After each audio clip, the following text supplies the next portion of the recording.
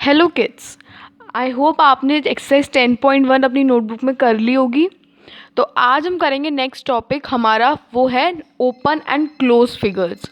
Open and close figure नाम से ही पता चला, जो फिगर ओपन होती हैं, a figure having the same beginning and end points are known as close figures. वो फिगर जिनका सेम बिगिनिंग पॉइंट होता है। बिगिनिंग पॉइंट जैसे मान लो मैं एक फिगर बना रही हूँ जिसका बिगिनिंग पॉइंट ये है, और अगर मैं कुछ भी बना लूँ और एंड पॉइंट भी उसका आके ये आ रहा है, तो ये तो हमारा एक सर्कल भी बन गया और एक हमारी क्लोज फिगर हो गई। कहीं से ओपन नहीं है ना इसमें पाथ, तो ये हो गया हमारा क्लोज फिगर। और ओपन फिगर क्या होता है, यहाँ से शुरू हुआ बिगिनिंग और एंड उसका कहीं और है, तो ये हो गया ओपन फिगर। ठीक है, तो मतलब क्लोज फिगर वो होता है जिसका सेम एंड और बिगिनिंग पॉइंट होता है, और जिसमें, और अगर तुम रफली कहो तो जिसमें कोई बाहर कोई खुला पाथ नहीं होता है, वो क्लोज्ड होता है। ओपन फिगर है मतलब जिसका एक एंड पॉइंट होता है और एक बिगिनिंग पॉइंट होता है, और क्या कहते हैं, और उसमें बहुत मतलब ओपन स्पेस होती है थोड़ी। ठीक है, नेक्स्ट आता है interior and exterior of close figures. अब ये क्लोज फिगर्स हैं, अब हमारी क्लोज फिगर्स जैसे मैंने यही बना ली। अब इसका इंटीरियर एंड एक्सटीरियर पॉइंट्स कौन से होंगे। अगर मैंने बोला एक ये पॉइंट है, एक ये पॉइंट है E, ये है F, ये है G। अब मुझे बताना है इसमें कि कौन सा पॉइंट कैसा है, इंटीरियर कौन सा है, एक्सटीरियर कौन सा है, और ऑन द कौन सा है। तो आपको देख के पता चल रहा होगा, F है हमारी क्लोज्ड फिगर के अंदर वाले पोर्शन में, तो ये हो गया हमारा इंटीरियर पॉइंट। ठीक है, और E है वो हमारी क्लोज फिगर के बाहर है, तो ये हो गया हमारा एक्सटीरियर पॉइंट। G है ये हमारा फिगर के लाइन पर है, उसके ऊपर है, तो ये हो गया ऑन द फिगर। ठीक है, तो आपको समझ में आ गया, यही है एक्सरसाइज 10.2 में। आपको पता लगाना है कौन से ओपन है और कौन से क्लोज्ड है। तो इसका अगर मैं यहाँ से शुरू कर रही हूँ तो इसका भी कहीं से ओपन नहीं है, एक ही एंड पॉइंट है इसका भी और एक ही बिगनिंग है, तो ये भी क्लोज फिगर। ये ओपन देख के पता चल रहा है, ये ओपन, ये क्लोज्ड। नेक्स्ट, ऐसे ही आपको ये वाली एक्सरसाइज भी करनी है। अब हम आगे बढ़ते हैं एंगल्स पे। एंगल्स क्या होता है, let's try to understand an angle with the help of objects around us. अच्छा चलो, क्लॉक देखिए आपने, देखो ये होती है हमारी क्लॉक, इसमें टाइमिंग्स होते हैं 12, 9, 6, 3 और बीच में यहाँ पे होती हैं। ठीक है, अब मैंने बोला कि 9 बज रहे हैं, तो ये 9 बज गए यहाँ पे। ठीक है, तो ये जो बना रहा है ये इस लाइन के संग और इस लाइन के संग, ये जो दो रेज एक पॉइंट के संग जब मिलते हैं ये, तो ये कुछ बनाते हैं ना ये चीज़, इसे हम कहते हैं एंगल। ये होता है हमारा एंगल। ठीक है, जैसे यहाँ पढ़ो, angle is a figure formed by two rays having the same initial point. बात तो सही है, देखो यहाँ पे देखो, एक इनिशियल पॉइंट है, मान लो ये O है, ये O हमारा इनिशियल पॉइंट है, और यहाँ से दो रेज आ रही हैं। ठीक है, डिफरेंट डायरेक्शन में दो रेज गई हैं, और इनके बीच में जो ये फिगर फॉर्म हो जाती है, ये जो, तो जो इसका ये बीच का ये जो चीज़ है, ये हमारी एंगल होता है। ठीक है, अब इन द गिवन फिगर 10.20, ये फिगर देख रहे हो आप, 10.20 फिगर में बोल रखा है O A and O B having the same initial point O।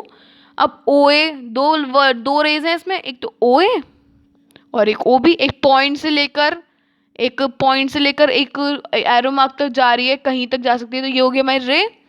तो ओ बी और ओ ए हमारी दो रे हैं जिनका सेम इनिशियल पॉइंट है O।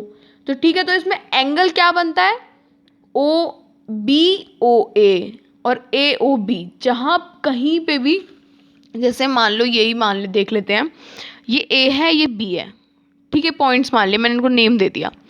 अब हम हमेशा उस पॉइंट को बीच में रखते हैं जो इनिशियल पॉइंट होता है उनका। इसमें इनिशियल पॉइंट O है, तो या तो तुम एंगल की डिनोशन ऐसे करते हैं, ये लगा के, जो ये फॉर्म होता है इसी को लगा के करते हैं हम, ये होता है एंगल का साइन।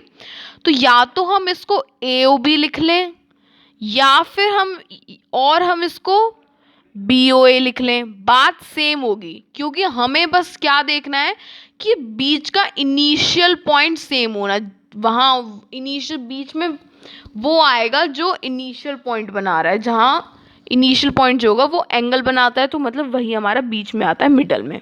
और बाकी की जो आप साइड के हैं वो आप कैसे भी रिप्लेस कर लो, कोई फ़र्क नहीं पड़ता है, ठीक है। तो इसको आप एंगल AOB लिखो या एंगल BOA लिखो, बात तो सेम ही रहेगी, ठीक है। नेक्स्ट आता है, और ये जो A होता है, ये जो पॉइंट O है, ये हमारी वर्टेक्स हो जाती है, ठीक है। ये तो हमारे आर्म्स होते हैं एंगल के, ठीक है, ये हमारे आर्म्स होते हैं इस एंगल के, और ये होती है वर्टेक्स। जैसे अगर आप अपना हाथ देखते हो तो बीच में जो ये होती है,